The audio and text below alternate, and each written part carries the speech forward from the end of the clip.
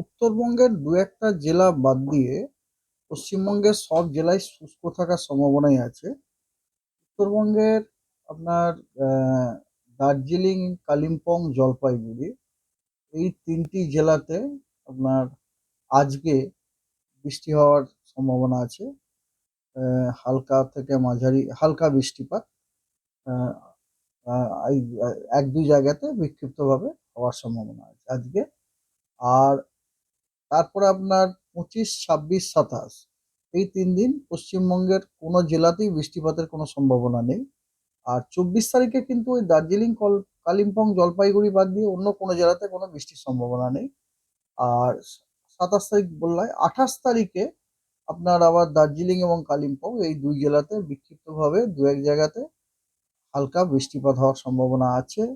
এবং 29 তারিখ, 30 তারিখ এই দুদিন আবার পশ্চিমবঙ্গের কোনো জেলাতেই কোনো বৃষ্টিপাতের সম্ভাবনা নেই। আর তবে ফগের সতর্কবার্তা আছে আজকে। সতর্কবার্তা দেওয়া হয়েছে যেটা কালকে সকাল 8:30 পর্যন্ত বলবৎ থাকবে।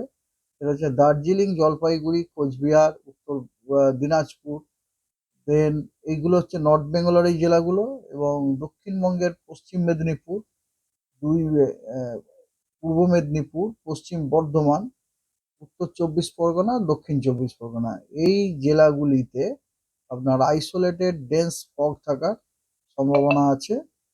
হলুদ সতর্কবার্তা তার জন্য দেওয়া হয়েছে। এবং তার জন্য এই ফগের জন্য দৃশ্যমানতা 200 মিটারের নিচে নেমে যাওয়ার সম্ভাবনা আছে।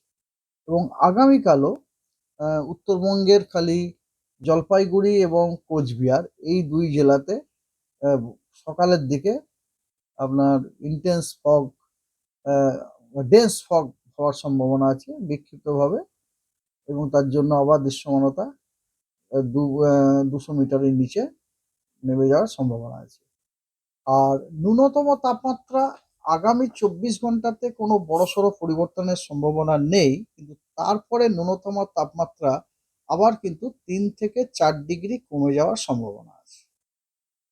এটা কবে থেকে? এটা যেমন আজকে হচ্ছে 24 তারিখ, 25 তারিখ পর্যন্ত আপনার ন্যূনতম তাপমাত্রার বড় পরিবর্তনের কোনো সম্ভাবনা নেই। 25এর পর থেকে, তার মানে 26, 27, 28, মানে রিপাবলিক ডেতে আমরা কিন্তু আমাদের মিনিমাম টেম্পারেচার কমে যাওয়ার সম্ভাবনা আছে।